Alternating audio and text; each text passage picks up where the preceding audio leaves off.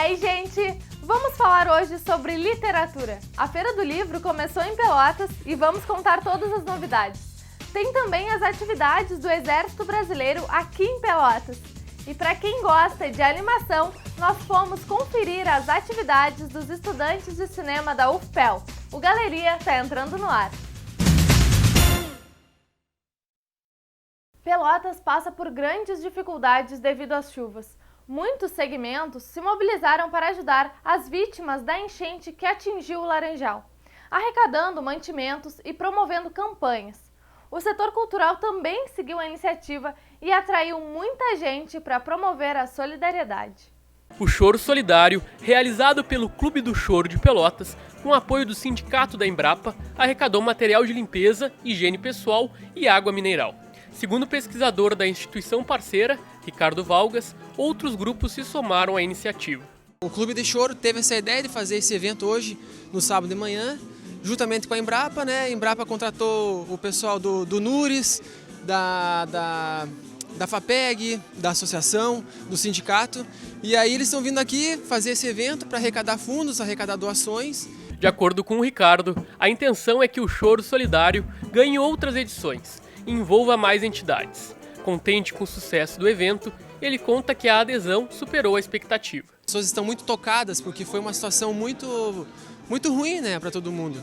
Então o pessoal está participando, a nossa ideia, nossa esperança é que hoje a gente complete essa arrecadação assim com bastante coisa para levar para o pessoal e nós estamos bem satisfeitos. Para a psicóloga Eliana Silveira, que também trabalha na Embrapa, o momento é de união em prol das comunidades. Ela conta que em uma semana de mobilização, 1 tonelada de donativos já foi doada. No momento em que Laranjal é atingido, as doquinhas são atingidas, todos nós somos atingidos. Fazer o bem faz bem. A música atraiu quem passeava pelo mercado e não faltaram elogios para a iniciativa. Muito importante isso. Porque assim tem a oportunidade das pessoas adquirirem alguma coisa que está precisando muito. Eu estou adorando. A gente viu no jornal, a gente mora em Porto Alegre, aí viu, não, já tem uma programação especial. E os carnavalescos também não ficaram de fora da agenda solidária. A folia reuniu várias agremiações da cidade, com direito a bateria, porta-estandarte, passista e, claro, muito samba. Segundo Gisélio Rodrigues, presidente da Escola de Samba Mirim do Mickey, a ideia nasceu em um grupo de carnavalescos no WhatsApp. O pessoal estava conversando de se mobilizar, existia uma mobilização para a quadra da Imperadores em Porto Alegre, então se pensou em, já que tem tantas vítimas da enchente, né, de fazer aqui em Pelotas. Partiu de uma proposta de um grupo de carnavalescos que estava conversando, com o propósito de ajudar, né. Gratidão em ver tanta gente colaborando.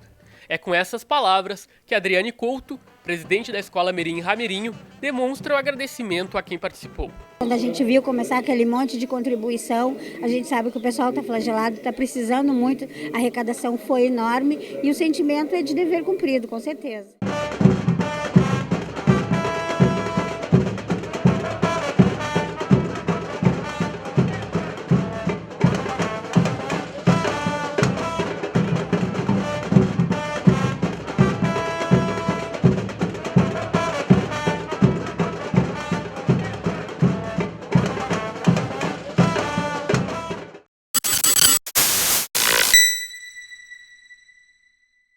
O Exército Brasileiro esteve em Pelotas durante 3 semanas junto à Marinha e à Aeronáutica para um treinamento de missão de paz no Haiti.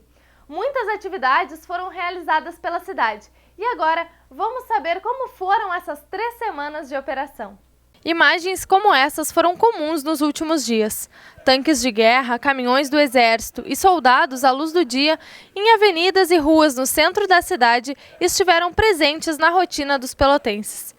Tudo isso para transformar Pelotas no Haiti e simular as ações que nos próximos 6 meses os mais de 600 soldados vão enfrentar no país da América Central.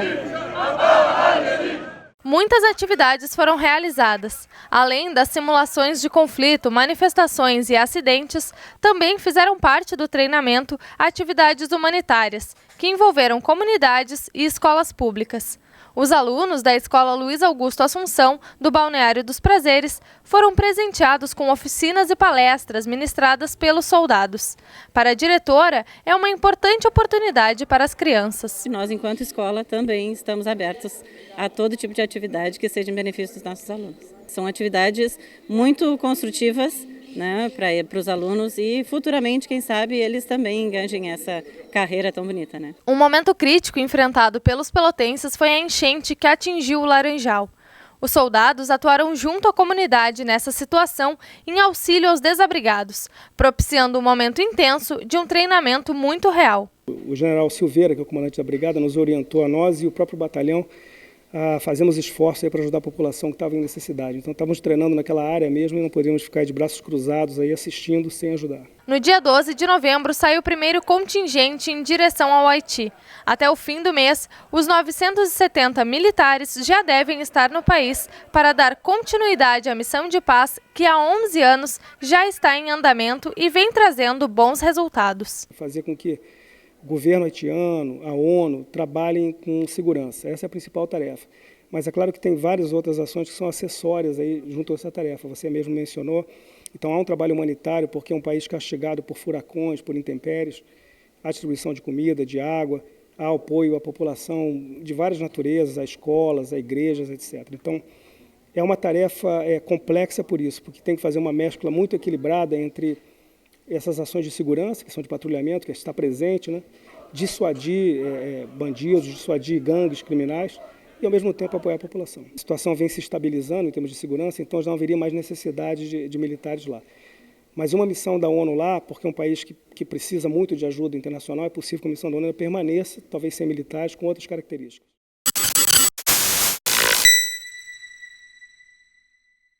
O curso de cinema de animação da Universidade Federal de Pelotas realizou diversas atividades em homenagem ao Dia Internacional da Animação. A Carol esteve por lá. Vamos conferir. Você já pensou em se transformar em uma animação de cinema? Pois é, quem esteve na Semana Animada da UFPEL pôde se divertir com a programação voltada especialmente para a comunidade. No período de 26 a 29 de outubro, o curso de cinema de animação da UFPEL realizou atividades como exibição gratuita de curtas-metragens, espaços de interação e animação experimental, oficinas e conferências com profissionais renomados da área.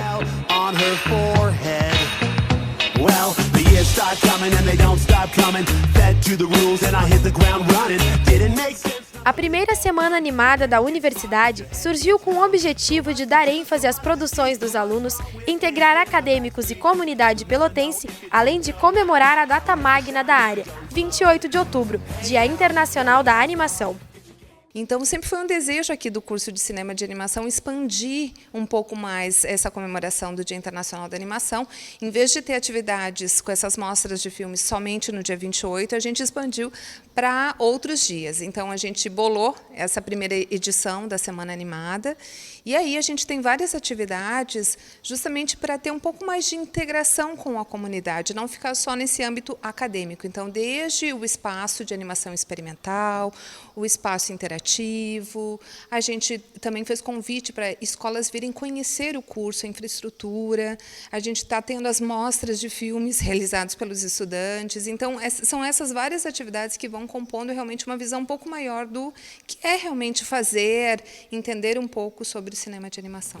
No Brasil, atualmente, existem apenas 2 cursos de cinema de animação em instituições federais, um em Belo Horizonte, na UFMG, e outro em Pelotas, na UFPEL. Porém, o grande eixo de produção nessa área é nos estados do Rio de Janeiro e São Paulo. Para o dia 28 é realizada anualmente uma mostra de curtas organizada pela Associação Brasileira de Cinema de Animação, que seleciona entre diferentes produções quais vão ser exibidas neste dia em mais de 200 cidades brasileiras ao mesmo tempo. A gente já teve o ano retrasado um filme de estudantes nossos que se chama Dino Shop, que foi selecionado e para nós foi uma grata felicidade, porque não só a gente teve a projeção em mais de 200 cidades brasileiras, mas a gente teve até uma sessão então com a equipe que fez, aí eles mostraram todos os materiais, foi feito em stop motion de papel. Então foi bem bacana. Esse ano não temos, espero estar com outros filmes em outras edições. Os alunos que participaram da organização e das atividades do evento aprovaram a ideia, uma vez que, além de divulgar o trabalho dos acadêmicos, esclarece ao público que a animação não é feita apenas para crianças. Eu achei bastante interessante para poder mostrar ao público que a animação ela não é feita somente para criança, mas também para diferentes públicos. E também tem algumas propostas que são acessíveis, então tem uma proposta não tem uma mostra de animação que ela é traduzida para Libras e também tem descrição audiovisual e é bastante interessante para poder abranger um público maior.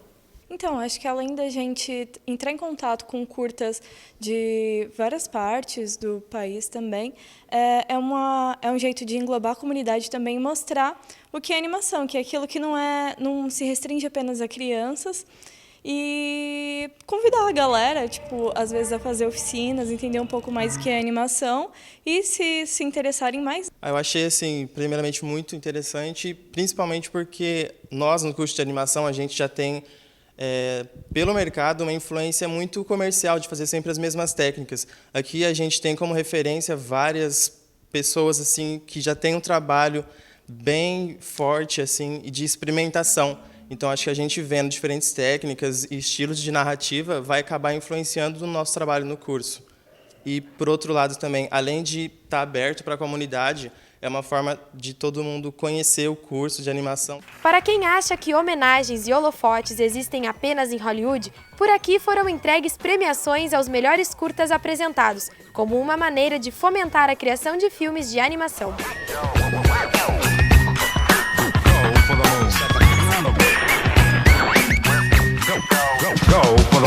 Hey now, you're an all-star. Get your game on, go play. Hey now, you're a rock star. Get the show on, get paid. And all that glitters is gold. Break the mold.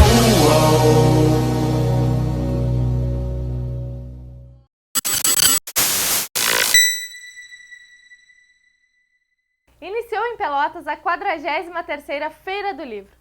Esse ano reúne música e literatura e tem uma programação especial. O André esteve por lá e conta as novidades. E aí, Jéssica, essa semana a Praça Coronel Pedro Osório se enche de literatura. E eu tô com a Teia Bender, a organizadora da Feira do Livro desse ano. Bom, Teia, o que tu pode falar pra gente de atrações? Quais as atrações especiais desse ano da Feira do Livro? Bom, a feira ela tem esse ano um diferencial, né, retornando aos tempos antigos de praça de alimentação. E dentro dessa praça nós vamos ter a tenda cultural. Então ali dentro vão acontecer toda a programação das escolas, né, das 14 às 17 horas todos os dias são apresentações escolares. Das 17 às 18, 19 horas a gente tem atividades diversas, né? Também apresentações de danças, de teatro. E depois às 19h30 e às 21 horas, todos os dias a gente vai ter shows na tenda cultural. E as programações literárias, né, que a feira normalmente tem, este ano elas vão passar a acontecer nos prédios no entorno da praça, principalmente na biblioteca pública. Terão em outros espaços, também na Universidade Católica também terão algumas atividades. Então, a Feira do Livro ela se apropria um pouco dos outros espaços também, né, para fazer a sua programação. Qual a expectativa de público esse ano? Acha que vai ser melhor do que foi ano passado? Olha, eu acredito que sim. A feira sempre responde muito bem, né? As pessoas se sentem atraídas de saber que o livro está na praça. Então, mesmo quem normalmente não é muito ligado com a literatura, se sente atraído quando passa aqui, né? Porque enxerga todos esse colorido, isso já atrai, né? E vão se aproximando e de repente um título ou outro, né, começa a interessar. Então, a feira também faz isso, né? Ela conquista novos leitores todos os anos, né? Quando estão passando, né? Simplesmente só passando pela praça. E como é que tu acha que escolas e pessoas que não têm o hábito de ler podem resolver vir aqui na feira? Como é que tu acha que a feira funciona para trazer essas pessoas? Olha, eu acho que muito da feira é essa coisa da divulgação, né? Quer dizer, esse papel mesmo que toda a imprensa faz, isso também atrai, né? E as pessoas, uma pela outra, né, já começa a fazer também, a falar, é impressionante, mas já há algum tempo, assim, as pessoas, mal a gente estava aqui na praça e as pessoas vinham perguntar, o que vocês estão fazendo? Estão medindo? Ah, é a Feira do Livro, né? Então as pessoas já ficam nessa expectativa, né? Então a feira, eu acho que ela responde muito bem nesse sentido. Se pudesse terminar nosso papo aqui fazendo um convite para quem vai ver, para vir a prestigiar a Feira do Livro de Pelotas. Então, tenho certeza que se vierem não vão se arrepender, né? Tanto pela literatura, pela programação literária que vão estar acontecendo nesse prédio e pela programação cultural que vai estar acontecendo na praça esse ano também.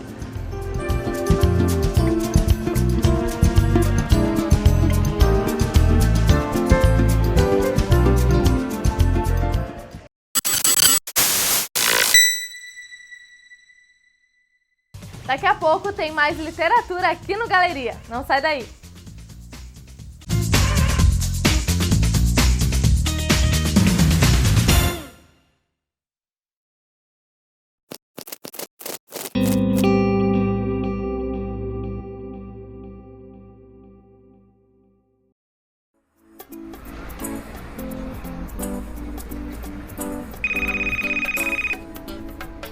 That's so strange. It's like I'm inside my own head. I don't like how my voice sounds.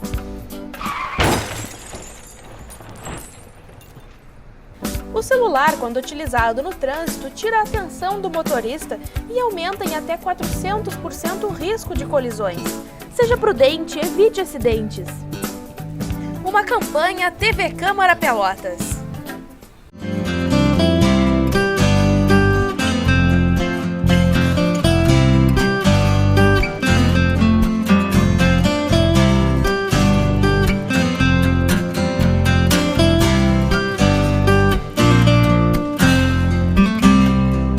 TV Câmara Pelotas, cada vez mais conectada com o cidadão. A cada ano, mais de 270 mil pedestres morrem no mundo por causa dos acidentes de trânsito. No Brasil, os índices são de quase 10 mil mortes no mesmo período. Crianças e idosos são a maioria entre as vítimas. São 27 pessoas que perdem a vida a cada dia em nosso país, mais de uma pessoa por hora. Respeite a faixa de segurança, dê preferência ao pedestre. Uma campanha da TV Câmara Pelotas.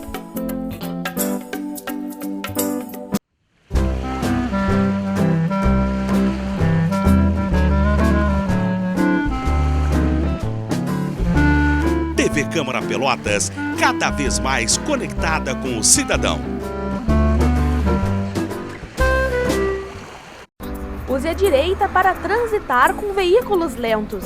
Sinalize com o pisca para mudar de pista. Respeite a velocidade da via. Seja prudente, evite acidentes. Uma campanha TV Câmara Pelotas.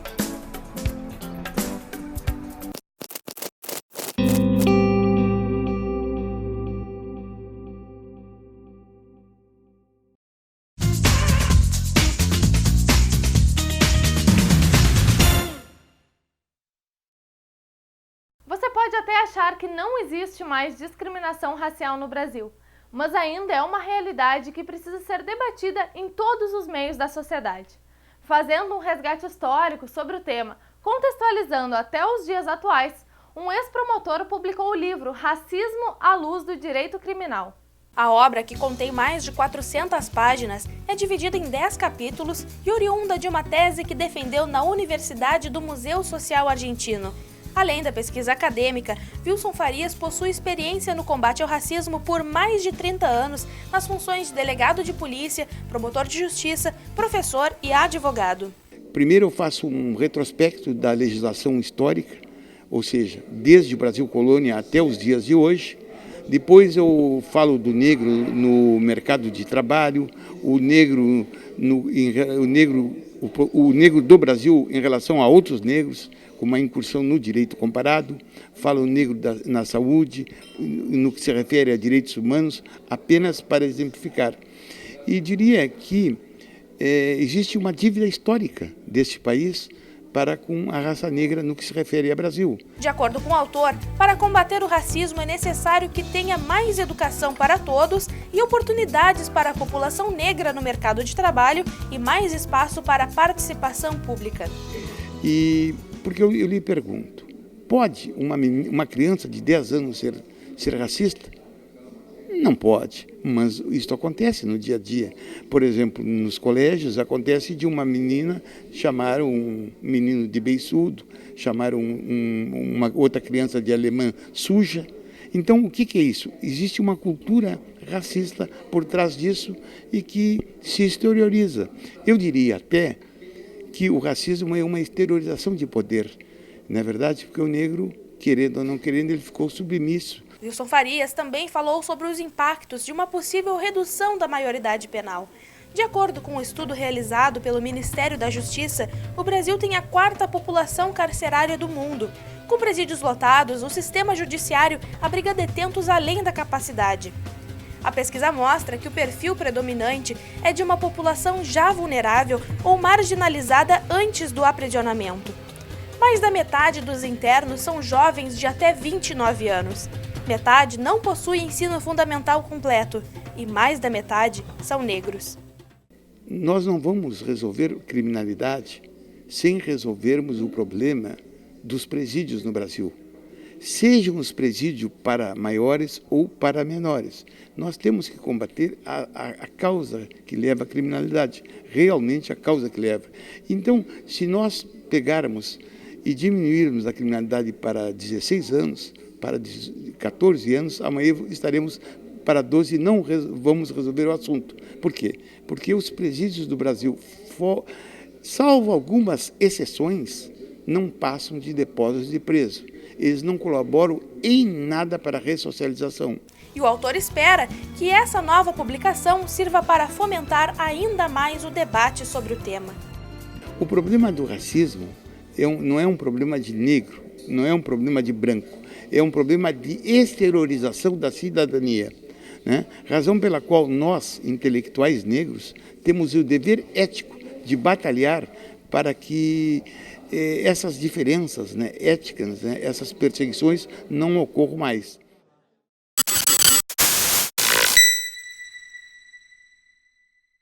Ainda falando em literatura, nessa semana o autor Fernando Aguzoli esteve em Pelotas para um bate-papo sobre a obra que conquistou os leitores.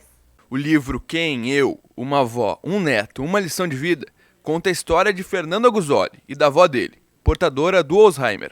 De uma forma leve, ele conta situações do cotidiano da família e faz o leitor rir e se emocionar com a história. Hoje eu estou com o escritor Fernando, do livro Quem, Eu. Bom, Fernando, queria que tu falasse um pouco do que tu escreveu nesse livro, onde é que saiu essa ideia de contar as histórias da tua avó contigo, dessa relação entre vocês dois? A ideia surgiu, na verdade, quando eu deixei o meu trabalho de lado, tranquei minha faculdade e daí eu me voltei realmente à minha avó. Conforme a doença do Alzheimer foi evoluindo e os cuidados eram mais específicos, mais intensos, ela precisava de alguém 24 horas por dia. Eu queria muito que fosse eu, porque a minha avó foi uma pessoa muito especial para mim. Muito mais minha amiga até do que vó, eu encarava ela como uma grande amiga minha. E nessa nossa relação, eu queria mostrar para os outros que não estava sendo algo depressivo, que nós não estávamos trancados dentro do quarto, no escuro, sofrendo os dois com a doença. Não, na verdade, a nossa vida era muito legal. Mesmo com Alzheimer, a gente continuava vivendo, a gente se divertia, a gente saía. E daí eu comecei a compartilhar com as pessoas na internet os meus aprendizados com a doença, o que a minha avó ainda representava para mim, as minhas novas lições de vida que eu estava tendo. E o nosso dia a dia é bem humorado e acabou ganhando uma boa repercussão. E daí surgiu a ideia de um livro que infelizmente virou uma homenagem, porque eu gostaria de ter terminado com ela e acabou sendo uma homenagem a ela. E como é que foi essa transição do Facebook para uma obra literária, para um livro? Na verdade, as pessoas que pediram, por que tu não escreve um livro? E daí eu pensei, seria uma grande homenagem à minha avó, porque ela sempre foi uma leitora assídua, mas não teve oportunidade de estudar. Então, terminar esse ciclo com um livro que fala sobre a experiência dela seria lindo para ela. Eu queria que ela tivesse com o livro nas mãos, olhando para esse livro. Nós começamos a escrever juntos. E era para ser uma realização nossa, não era nem para ser lançado para o público. Mas como ela veio a falecer no meio desse processo, ele é realmente uma homenagem a ela. E que tu pudesse deixar alguma mensagem para pessoas que convivem com essa doença, pessoas portadoras ou a família, que a família que no final é a que mais sofre com a doença, né? O que tu poderia dizer assim para essas famílias? Dizem que é uma doença familiar, porque muitas vezes, grande parte das vezes, o idoso perde a consciência daquela doença, né? Não sabe o que está acontecendo com ele, mas o familiar sabe. Então o familiar sofre com essa perda cognitiva do idoso. Acho que o principal para o familiar é aceitar a doença. É quando a gente para de dar soco na parede e ela não tem uma doença, a gente para de negar e a gente parte para perguntas mais eficazes nesse caso, que é o que eu posso fazer para que ela tenha mais qualidade de vida, para que ela se divirta e seja feliz. E daí as portas começam a se abrir. No decorrer do livro a gente vê que tu lida com muito bom humor, assim, as situações que às vezes outras pessoas não lidariam tão bem. De onde é que tu tirou toda essa força para lidar desse jeito? Eu acho que isso parte muito de aceitar a doença. A partir do momento que eu aceitei que eu não ia mudar o Alzheimer, porque ele ainda é uma doença incurável, então eu vou ter que tirar algum proveito disso, porque eu vou ter que viver com essa doença e vou ter que me adaptar a ela. Com bom humor é tudo mais fácil. Então eu tinha que fazer, até tem uma frase que diz, a felicidade não é um ideal da razão, mas da imaginação. Então, como a razão se despedia da minha avó, eu tinha que fazer com que ela imaginasse que era feliz todos os dias. Então, conforme a gente se divertia e curtia a nossa vida adoidado, como eu digo, porque a gente ia pra praça, andava de balanço, ela ia comer o que ela quisesse no shopping, cinema. Então, a gente curtia a vida e, com isso, ela tinha essa consciência de que ela era feliz, que era um desafio, minuto após minuto, renovar essa crença de felicidade nela.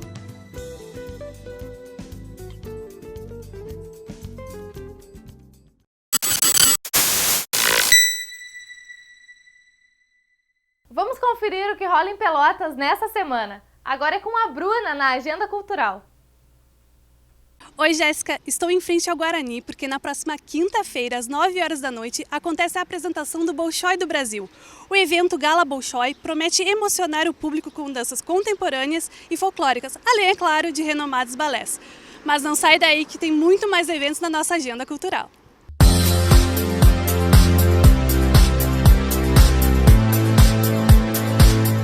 Na quarta-feira, dia 4 de novembro, ocorre tributo a uma das maiores vozes da MPB, Elis Regina. O projeto Simplesmente Elis acontece no João Gilberto Bar, às 10 horas da noite. No dia 7, tem o primeiro festival de chopp e a atração principal é a dupla Taeme e Thiago. O show acontece no Centro de Eventos da Fena Doce a partir das 10 horas da noite. No domingo, dia 9, às 7 horas da noite, tem lançamento do livro Das Perdidas Ilusões, do jornalista e ator João Monteiro na 43ª Feira do Livro de Pelotas. A obra é uma coletânea de contos e crônicas e os principais temas são as relações interpessoais, o amor e a solidão.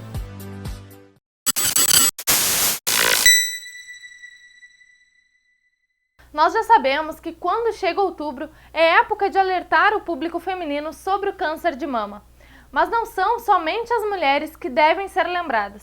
Existem outras espécies que também merecem esse cuidado. Dá uma olhada no evento que a Cris foi conferir e que movimentou a Avenida República do Líbano. Essa ação é um pouco diferente. Ela é voltada para aqueles que são considerados os melhores amigos do homem, já que a doença também aparece entre as fêmeas caninas. A iniciativa é da Faculdade de Medicina Veterinária da Universidade Federal de Pelotas e visa expandir o tema para a população, além de mostrar mais informações sobre as causas e prevenções. Surgiu da demanda que nós temos de diagnóstico lá na faculdade. Então a gente vê uma casuística, um número de casos muito grande, e isso sempre nos preocupou e sempre nos angustiou. Então a gente achou que essa ação ela precisava sair de dentro do muro da universidade, onde a gente trabalhava já com o diagnóstico, a gente trabalha também com pesquisa nessa área, e achou que tinha que levar essa informação para a comunidade. E realmente nos surpreendeu quando a gente trouxe isso, ano passado foi o primeiro ano, né? Então quando a gente trouxe isso para a comunidade, nos surpreendeu a quantidade de pessoas que desconheciam o problema. O exame que pode detectar se existem indícios da doença não é difícil e pode ser feito em casa mesmo, pelos próprios donos. A coordenadora da ação e professora da área explica como ele é feito. Pela palpação das mamas. Então a gente tem as nossas mascotes aqui, então a gente deve palpar com delicadeza, lógico, palpar as mamas da cadela e na procura de nódulos, tá? Então qualquer areazinha um pouco mais endurecida ou alteração de forma de uma mama, alteração de coloração, perda de pelo, tudo isso são sinais de alerta. Todas essas alterações fazem com que a gente deva procurar imediatamente um médico veterinário, tá, da sua confiança, ou o próprio serviço de veterinária da faculdade, para buscar esse atendimento e checar então o que realmente representa essa alteração. Saber os métodos que podem prevenir contra o câncer de mama canino são os melhores recursos para preservar a saúde das fêmeas. Existe inicialmente então a prevenção, que é a castração precoce, né? A chance, então, reduz enormemente se a gente conseguir castrar antes do primeiro cio. O mais importante é que as pessoas façam a palpação em casa mesmo e na detecção de qualquer nódulo procurar um veterinário para poder fazer a avaliação se aquilo pode ser um tumor benigno ou maligno para providenciar o tratamento mais adequado. Sabrina Capella é médica veterinária e teve que encarar a doença de perto, quando uma das mascotes dela foi diagnosticada com o tumor maligno. Faltou um pouco da prevenção. Como ela foi adotada já adulta, né? Ela não era castrada e aí eu acabei não castrando. Aí o ano passado ela apareceu com alguns nódulos, aí eu levei no veterinário, né? Ela foi diagnosticada com câncer de mama, a gente fez a remoção, ela retirou todas as mamas, ela não tem mais nenhuma mama, se diagnosticou um câncer maligno. Aí ela fez quimioterapia, fez várias sessões de quimioterapia e agora ela já está bem, já passou todas as sessões, voltou, mas ela não tem mais nenhuma mama, né? Hoje a cachorra, como é chamada pela proprietária, está bem, mas Sabrina comenta que foi bem difícil encarar o tratamento.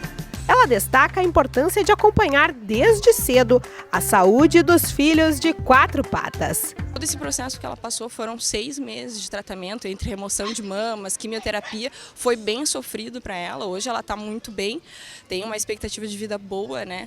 Mas foi um tratamento bem sofrido, assim. Então, se eu pudesse ter evitado isso antes, ter pegado ela quando filhote, ter podido castrar ela, seria bem interessante, né? Seria bem melhor.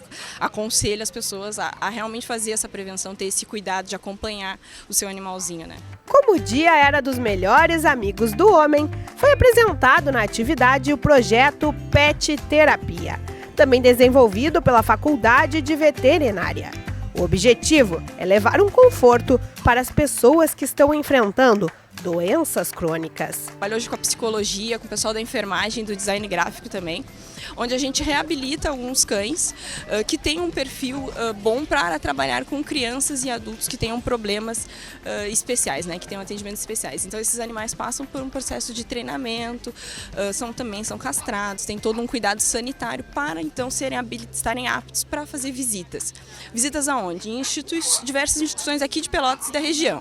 Hoje a gente vai no hospital da faculdade, no Hospital Espírita, no Serenep, no Centro de Autismo também, trabalhar com essas crianças, auxiliando na sua terapia, na redução dos medos no hospital, né, levando bem-estar para essas pessoas.